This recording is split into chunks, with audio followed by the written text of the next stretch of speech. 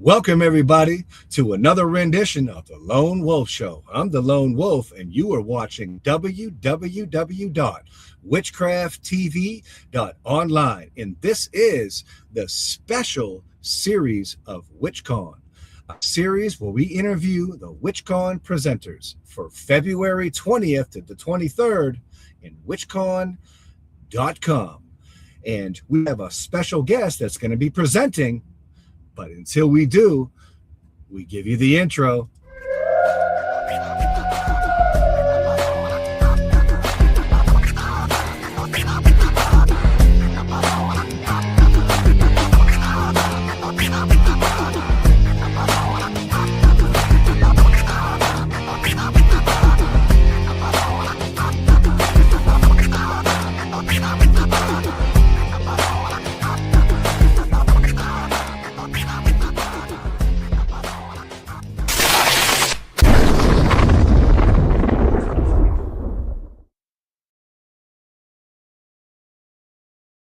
Angel Morrigan, I heard that you were presenting at WitchCon for 2026. Is that true? I am, and this will be my first WitchCon online conference, and I am so excited. I am so excited. I can't even tell you. I'm so excited to be here too with you. So thank you for this opportunity.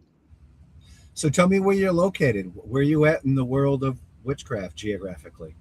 Geographically, I live in Toronto, Ontario, and it is one of the hubs of magic.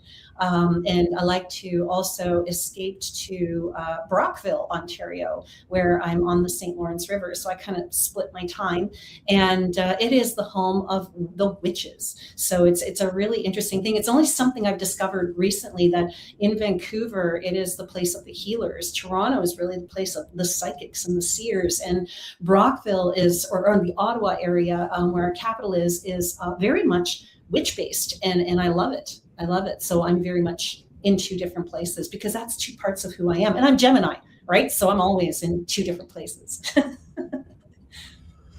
So tell me about WitchCon and how did you get involved and how did you come across this magnificent platform that it's like the largest conglomeracy of witches online in the world. Like, how did you get involved in this? It's really funny because I go to Conjure Camp every year. And if you know anything about WitchCon or Spectral Evidence or New Orleans itself, everybody knows Witch Dr. Utu. And so when I went to Conjure Camp, he had mentioned it before, and then a friend of mine who I had met there actually messaged me and said, "Hey, have you thought of ever applying for this?" And at the same time, Utu messaged me and said, "Hey, listen, apply for this," and I did. And so between the two of them, I was able to get involved, and I think Vutu also vouched for me, which is really awesome. And he's wonderful. I've nothing but amazing things to say about him. And that's how I really got involved. And then I did Spectral Evidence as well, just earlier last year. And I made a lot of new friends. I met Christian Day, and I saw Lori Cabot's workshop, and I got to hang out with the dragon ritual drummers and Utu and all that kind. And so it's been an incredible journey in making new friends and experiencing new ways of sharing my love and my passions. So I read in your bio that you have some experience with radio shows in Canada, and said that 7 years. Tell me about your experience with radio in Canada. So the first time I worked in radio, I've been really fortunate. I just kind of fall into stuff.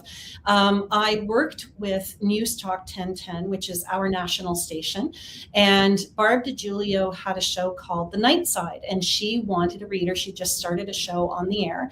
And I was chosen to come and do a one-off with her. And we got along so well that she's like, okay, what if we did a monthly thing together? And a month-to-month thing turned into 7 years of just fun. And we were doing, and I got to do live readings on the air all over Canada. And at the same time, I also had my own television show with Rogers TV. And I also had I was hosting my own radio show too in a smaller town in Stouffville, where I was able to do live readings. So live readings on air and on stage, that's my forte. I do have my private clientele as well. I have an office in Toronto, and I work virtually, globally. But I love being on stage and on radio and on television and working with the masses, whether it's with animals, which is again my passion, or with humans and helping them and moving people forward and moving animals forward and empowering and just connecting and communicating and being that bridge. So Canada's a national radio station you were on? Yeah, so Newstalk 1010 is our national news station here, and it's part of Bell Media, and so they pretty much air across Canada. So you could hear Angel the Psychic every Friday night, once a month, with Barb DiGiulio on the night side. And it was great fun. Like, we had a really, really good time. Barb and I had this amazing dynamic that we still do. We're still really, really good friends. In fact, she's actually hosted a couple of my shows on my onstage shows. So she and I have stayed very, very close. So preliminary, before you were on national radio in Canada, how did you get involved in that? Like, what was the trajectory of that? Okay, so I am a classically trained actor, and so I spent most of my life in theater. I ran my own theater companies. I was always on stage with doing Shakespeare and his contemporaries, all that kind of stuff. And I retired after 20 years of being in the industry because I was tired and it was changing. And then all of a sudden, this came. And when the psychic work came, I was basically a bored housewife, and I found this little store in Newmarket, Ontario, and there was a reader there. And I asked her, I said, what is it that I'm going to do with my life? In fact, at that point, I was throwing my hat in one more time, and I was in the last cuts of Stratford Festival, which is one of our bigger festivals here. And she said, well, this. And I thought, ugh, God, that's $45 I've just wasted. And just shortly after that, I ended up going to Guatemala, and a medicine man said to me that I was going to talk to animals and make a huge impact in the world. And I thought, oh, wow, this guy's on crack. So I was a non-believer. And so when I experienced these things, it was always, where's the limitation? When I came home from that, all of a sudden I was invited to go to this facility opening, which was a healer's facility. And they had these binders, and everybody was like writing their names, and they were being really polite. So I thought, okay, I'll write my name, whatever. And a week later, I got an email and said, don't forget you have an animal communications course. And I'm like, what? So I was telling a friend of mine, and she goes, you're going, right? And I said, no, I'm not. Of course I'm not. There's got to be a limit somewhere, right? This is ridiculous. And she goes, no, you're going. And she dragged me. So my intention on that weekend was to disprove that animal communications was real. And by the end of the weekend, the teacher, who became, again, a very dear friend of mine, convinced me without a doubt that this was real. So within 6 weeks of that, I went back to that little store where I originally had that first reading, and they were looking for readers. And they said, yeah, you know what? We're going to hire you, because I was able to prove myself. And then I stayed there for 9.5 years, and I trained and I trained and I shadowed and I worked and I communicated. And here I am, right now. And then within that 9.5 years, I was able to acquire the first show that I did live on stage. A friend of mine came to me, and she said, listen, we're doing a Halloween show. Come and be on stage. I'm like, I've never done that before. And she goes, just try it. And I said, all right, you know what do I have to lose? And when I hit the stage, I remember thinking, oh my God, this is combining the two things I love. I get it now. I get what I'm supposed to be doing. And I guess because I was so in alignment at that point, that this is like, I get it now. It opened a door. And within weeks of that, I was scouted by the producers of Raising Energy, of Rogers TV, and Raising Energy came about. And in the same time, I had an agent. She was an okay agent, and she got me Newstalk 1010. So it just, when you're in alignment, it really just, doors begin to open magically. And that's how I got here. And then just one thing after another, after another, after another. So it really seems like animal communication is your magic. I really would like to hear about the first time that you had an interaction with one of our brothers or sisters that are animals. What was the first interaction like? Where was it? And can you funny enough, I had two that really convinced me this was real, because even after I had the job, even after I'd gone through the courses, whenever, there was always that part of me that doubted. And I had a cat who would he would pee in the heat register, and it really upset someone in my household. And they had this thing, it was always this thing. And I thought, okay, let's see if this animal communications thing works. And I kept sending my orange cat visuals of what I wanted him to do, which was to go to the washroom on the toilet. I wanted him to do that every day. I would send him this. And it wasn't happening. And after 2 weeks, I kind of gave up, and I went, okay, obviously this stuff doesn't work, right? Like, look, nothing's happening. And I remember my son, who was very young at the time, he came in the bedroom and he woke me up. He goes, mommy, mommy, mommy. So what? And he's like, the cat's peeing in the toilet. I'm like, okay, wait, what? And I remember us jumping up, going to the bathroom, and kind of looking around the door. And I kid you not, I couldn't make this up if I tried. This cat had its back to us, turned around, and I heard clear as day, it's what you wanted, wasn't it? And I nearly fell down, and I went, oh my God. Like, it was just incredible to watch that magic. Like, it literally felt like I was in a Harry Potter film. And then just after that, it couldn't have been more than a few months after that, we were at a very famous place here in Canada, and I don't want to name names, but the way they had their whale enclosure, it was a whale show. And the way the whales were treated were not, wonderfully humane. And so anyway, we were watching this show, and we were downstairs where they had this glass pane, and upstairs was full. So we came downstairs, we could hear everything. And all of a sudden we heard one of the trainers go, hey, this whale is, where's she going? Where are you going? And da, da, da. And the whale came down, and I kid you not, it stopped at my son. And everyone kind of backed off a little bit. And then it kind of moved, and it came to me.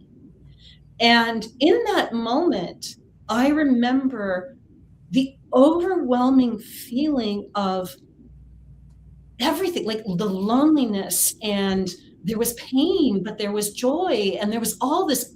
It was magnificent, in its power, and it dropped me to my knees.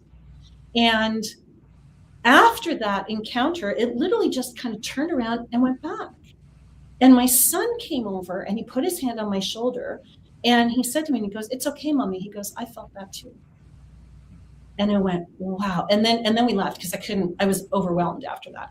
So those are one of the first two that I ever encountered. And after that, the magic it's just continued. And I've had experience after experience after experience, and the things I've encountered, and the things I've learned, the animals I've helped, the families that have come to me that I've been able to be a part of and nurture, has been not only profound, but I feel privileged. Not to mention the fact that it's cool. Like, it's just freaking cool. It certainly is. Many wise ones of humanity have a natural ability to correspond or communicate with different elements of nature, including animals. And it seems like you have really adapted an adeptness to this skill. And in your bio, it says that you had learned from many teachers over the world about this particular skill. Who is your mentor, or who resonates with you the Oh, most? That you, is it like a fan club thing, or did you work with them exclusively? I would love to hear about it. for me, it's been over the course of years, I've been lucky enough to fall in with the right people. And so, to give you an example, again, I was a bored housewife, and this was just after I started animal communicating. And a friend of mine said, "Hey, listen, these medicine men are here from Peru. Would you like to come? And they're doing this workshop." I said, "Yeah, sure. You know what? I have nothing to do tonight." So I went with them, and there were a group of about 30 people. And out of those 30 people, they pinned me and they said, "We need to work with you." And I was just like, "Why?" And they said, "There's something about you," right? And it's almost like it's like you'll know in time. And they taught me how to work with animals when they were doing cleansings, clearings, removals, ceremony, that kind of stuff. And they were only there for a short period of time. So I've been able to kind of get little things from the people that I encounter. So I've never worked like exclusively with one set of people. Different cultures seem to just call me in. I had an elder, an indigenous elder. I absolutely adored him. And he taught me how to use animal stones. So I also read through animal stones, which is something I haven't done in a while, but I have a bag of animal stones and each of them will tell a story. So if someone has a question for me, I ask them to pick a stone, or I pick a stone, which is what we call badger medicine, because the badger people are the storytellers. And I pick a stone, and that animal will have the medicine that they require, right? And if you look at if you look at the shelves behind me, you'll see that I have, crocodile medicine here and ostrich medicine here, and I even have deer medicine. And this was actually gifted to me by a dog, to be honest with you. This piece was gifted to me by our then border collie. She came out of the forest, and actually he came out of the forest, and we thought he had a bone in his mouth, which he did, and he dropped it right in front of me. And I thought, what is, and I picked it up and I thought, oh my God. And I had just started doing ceremonial work. So the deer represents many things for me. And it represents gentleness and the need for us to be gentle with ourselves. So when we have people who are in crisis, like a woman who's been in a violent situation or what have you, it's about being kind to ourselves and finding the kindness. And for me, it's very special too, because I was born in June, and June, as we know in the indigenous world, is the deer. So it's actually one of my medicines as well. And if you were to go downstairs in my dining room, you would see in the middle of my dining room right now with a Santa Claus hat on is Ella, and she is a giraffe skull.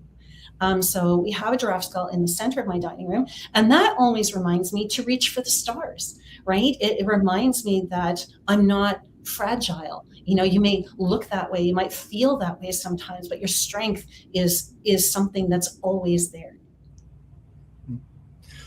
So if someone comes to you as like a student, or somebody that's seeking, that they like the idea of communication with people that aren't human, and they like the whole idea, and they come to advice, how do I get in touch with animals? How do I speak to them? How do I interact? What is the first type of teaching that you teach them? Well, the first thing that I teach, whether it's human or animal, because for me it is transferable.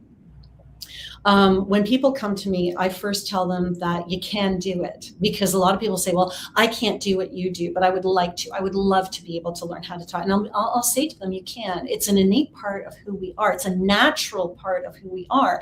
It's not about learning how to communicate with animals. It's about remembering that we can, and it's about having confidence in that ability. Right. So every time we have an interaction with an animal, being confident that that interaction actually happened. So from a psychic perspective, when I have a student, the very first thing I teach them is to listen, dismiss nothing, and act on what you're getting. right? Because that's the way I was taught. I was given a picture of an animal, and she said, look at the picture, and whatever you get, you write it down. And don't judge it. Don't judge it. Dismiss nothing. Right? Listen to that little niggly. And that's what I did. And I find that it's not, I always joke, it's not rocket science, or else I wouldn't be doing it. It really isn't. It's about being simple. It's about being confident in ourselves and having faith and knowing, not believing. Belief leaves room for doubt, but knowing that this world exists and that we're a part of it, that we can communicate on more than just the verbal or physical level. There are 4 levels of communication: mental, physical, emotional, and spiritual, right? And when we tap into those levels and understand those levels, we can communicate with anything: animal, human, tree, plant. It doesn't matter. Energy is energy. When it comes to divinity and higher power, do you resonate with a god and goddess? And if so, what patron deities do you work with? I do. Funny enough, when I was a little girl, the goddess Diana of the forest, used to come to me all the time. I just didn't recognize it as such, right? I just thought she was a really cool figure. And, Wonder Woman was the goddess Diana. So she came to me in different ways. And so Diana of the forest has always been there. But the one I loved the most, oddly enough, and he's up here, is St. Francis of Assisi. And again, the patron saint of animals. When I went to my mom and I told her that I was working as a psychic, I was almost disowned, because we came from a very religious family. And I remember going to her and calling her and saying to her, I have something else to tell you. And she goes, oh God, what now? And I said to her, I can talk to animals. And there was a silence on the phone. And all of a sudden she turned around and she said, now that I believe.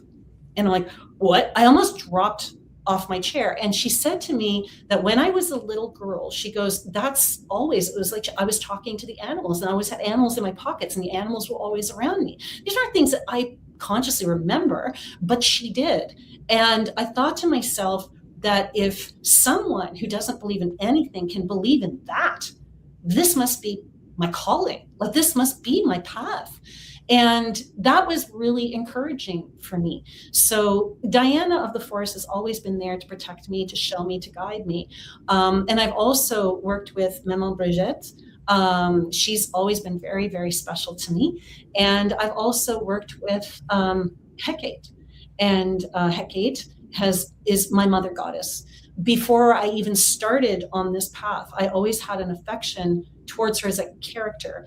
And I remember one day I had bought this deck of cards, and it was the very first deck of cards, and it had a raven in it, and I had shuffled, and the raven came out, and all I kept hearing was, look for the raven, look for the crow, look for the raven, look for the crow. And the store that I went to, that one I was telling you about earlier, where she said, you're going to be doing this for the rest of your life, and I thought she was on crack, the patron deity of that store was Hecate. And when I walked in, there was a crow sitting on the shelf. And years later, when I got to know them, they became my family. I was gifted with that same crow. And is the crow a spirit animal that you work with a lot in the astral worlds, or? Well, it's really funny because not so much the crow as the raven. I love the raven, but my spirit animal, the animal I work with mostly, is the snake. The raven was there to guide me in that phase of life. So I believe that there are 4 animals in our totem pole. So you have your spirit animal, you have your power animal, you have your guide, and then at the bottom, you have an animal energy that works with you in different phases of your life. When they come to work with you, once they're done, they're there as a tool. You have a clear channel with them. So at that point in my life, that was the animal energy that was working with me, which was the raven. It's since changed. But my spirit animal is actually the snake. Oddly enough, the one I resisted the most as a child. I was terrified of snakes. Thank you very much, Indiana Jones. And I was terrified of snakes. And when I started on the path, they started coming to me in different ways. And then when I started working with South Americans, they said, you're the snake. And I'm like, you know what, that makes sense. And eventually, through magical circumstances, and again, my son was a part of that. My son's a big part of my journey. We ended up with our first real snake, Severus, and he worked with me in ceremony for 17 years before he passed. And he taught me how to heal. He taught me that I'm here to help people shed the old skins to step into the new skins. Right? He taught me how to work both of the worlds. He taught me what I had to offer the world. So the snake is the biggest one that I think I've worked with over time in my life. So you're going to be on WitchCon in February 20th to 23rd, one of those time brackets for the largest online presentation of witches in the world. Yes. Do you have any other festivals or presentations or gatherings that you're going to be attending in the United States or Canada abroad? Depends. Actually, this is the first. Thank you for asking. This is the first year where I'm coming into 2026. I'm coming into a year where I have a whole lineup of things that I'm doing, and you can see them all on my website at racingenergy.com. But before I even say that, I want to say that at WitchCon, I'm going to be talking a lot of stuff we've been talking about, but I am also going to be focusing a little bit on the paranormal world and how animals work in the paranormal world and on paranormal investigations, because I'm also a paranormal investigator, and I work with animals and utilize animals to help me in those particular cases. So I'm going to be talking a lot about that kind of thing too. But for the rest of the year, I'm hoping to get to be part of Spectral Evidence. I will be in New Orleans with the New Orleans Paracon. And guys, if you don't have your tickets yet, go get them, because this is going to be so rocking. And if you don't have your tickets for WitchCon yet, go get your tickets for WitchCon as well. I'm also now have a new home in Toronto called the Catacombs Cabaret, in which every month I get to do different shows. I get to explore, I get to expand, and that'll be my warm up for my tour, which usually happens in the fall. We haven't chosen our venues yet for that, but we do have that coming up. So we have a lot of stuff going on in the States here. We'll be doing investigations in the States as well, midsummer. So again, it's all there on my website. So who's the coolest or the coolest place or conglomeracy that you did a paranormal investigation with? Like, tell me about that. What was the most surreal experience? Okay, the most surreal paranormal experience I ever had, I think. Like chills in the spine, like yeah, whoa. That was probably. I had two.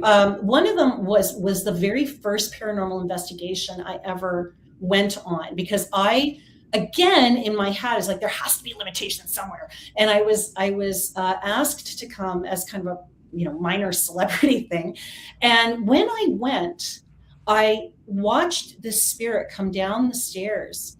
And the gentleman who was the captain of the team at the time, he said, come here a second. And I did. And I was looking at the SLS camera, and the spirit that I saw coming down the stairs was registering on the camera.